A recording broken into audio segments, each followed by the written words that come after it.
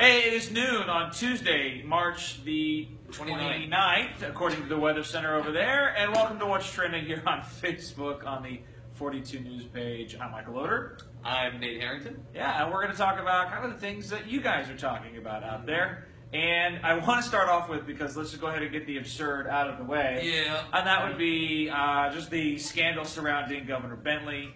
You know, all of the audio being released. It's cringeworthy. It's gross. I mean, right? Like, I'm not wrong. No, you're right. Okay. You're right. Listening to the governor. Yeah. Listening to an older gentleman talk like this to a younger subordinate, I guess you could call her. Yeah, she worked for him. Yeah, it's just it's a little off-putting, and I think everyone kind of has that feeling. Yeah.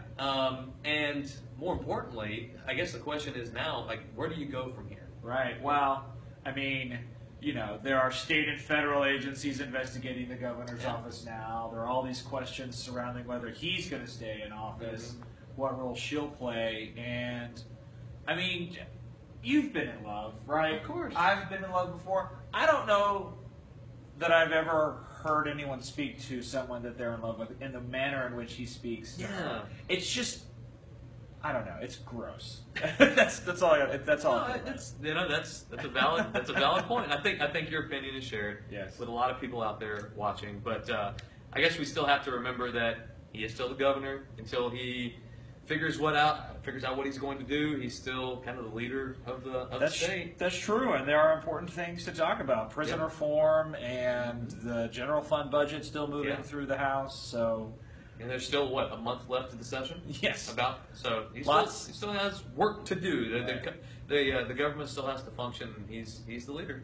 So Alabama's governor surrounded by scandal, and in Mississippi, Nate, they're bringing back the firing squad. I saw this, and I've had conversations with friends of mine about firing squad, because there are two other states that actually employ the firing squad and have used it in the last couple of years. Utah's one of them. And is it another state out west? It's in the Midwest. Ohio? Oklahoma. Oklahoma. Midwest? Yes. Okay. Well, you're the scientist. I'll trust you. Yeah, Oklahoma. So close, Oder. So close.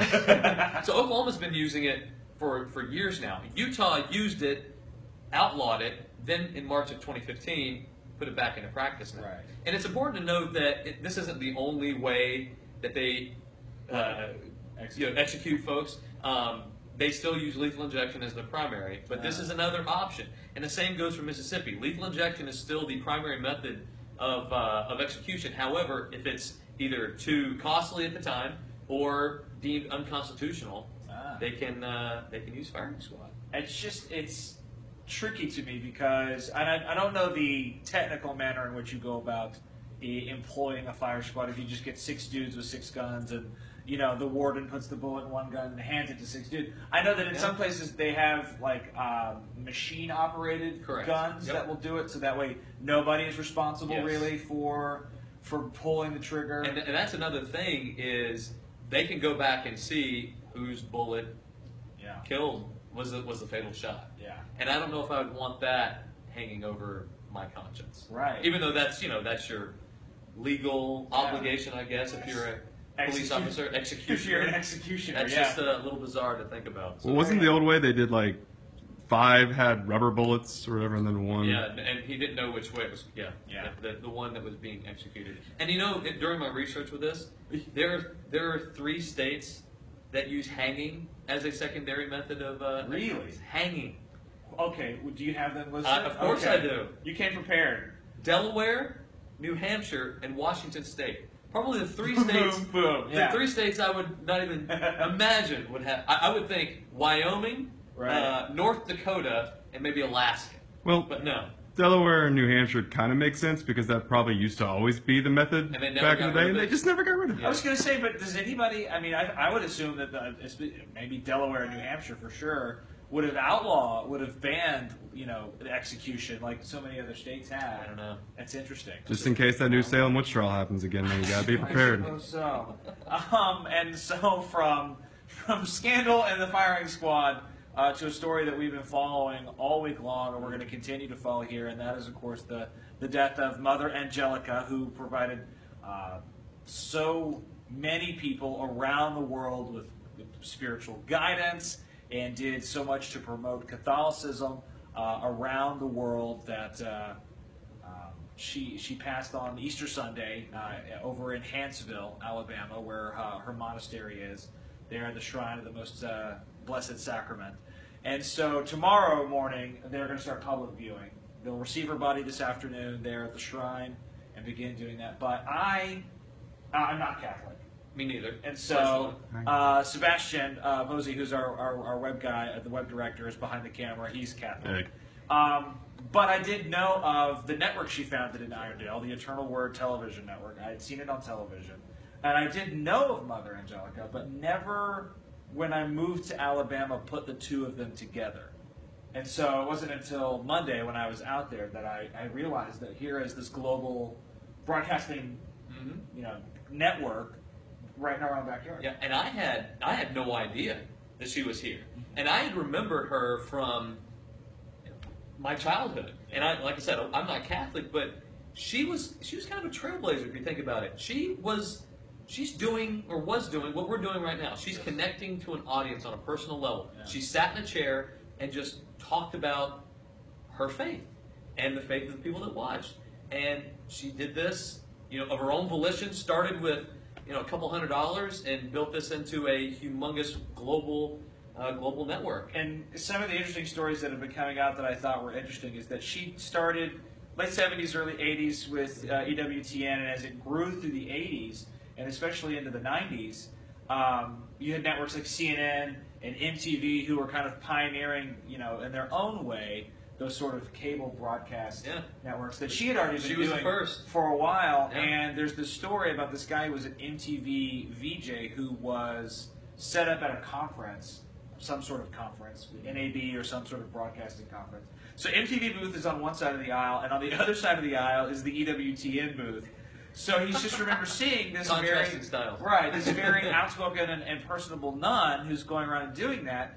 And he goes, I'll never forget, I saw her coming down the aisle arm in arm with Ted Turner from CNN. And so, to think that she had this vision and kind of followed it through and relied heavily on her faith to get through some hard times, but to be competing on that level with Ted Turner and to cement in, the sort of legacy of being a broadcasting legend, not just, a leader in her faith. Yeah, and think about this. What if Ted Turner came and offered her, say, Mother Angelica, I'll give you $1 billion. Yeah. Because think of the audience, think of the reach Ted Turner would have with something like that.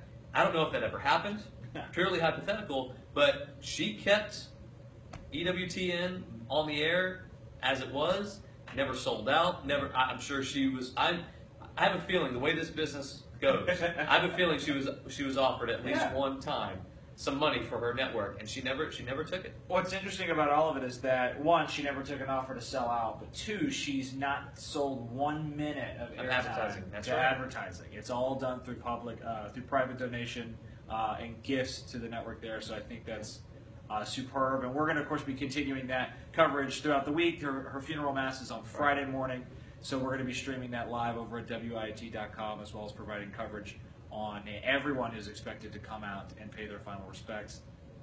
Yes, Sebastian. Real quick, because I know we're going to get into weather. Yeah. Just wanted to say, we had a few people saying hey, so just wanted to say hey back. Hey, guys. Hey back to Dennis, to, hopefully I'm saying this correctly, Graciela, Graciela. Sure. Hi to Pam, and hi to Vicky.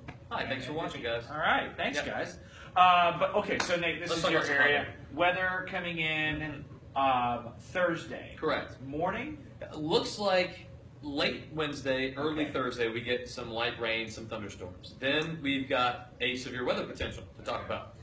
Like last week, there are some parameters in place that we're going to have. We're going to have some instability. We're going to have the mechanism to get the storms to form as a cold front moves through.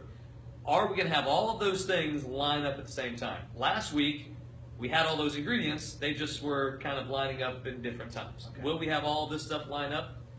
still remains to be seen. I think the best threat is going to be down closer to the coast. Okay. So the coastal sections of Alabama, Mississippi, Florida, basically the same places that got hit last week with some strong weather, are on under the gun, I think, again for this week. And that's going to be important if you've got friends or family that are coming up from the coast or maybe still down there for the end of spring break.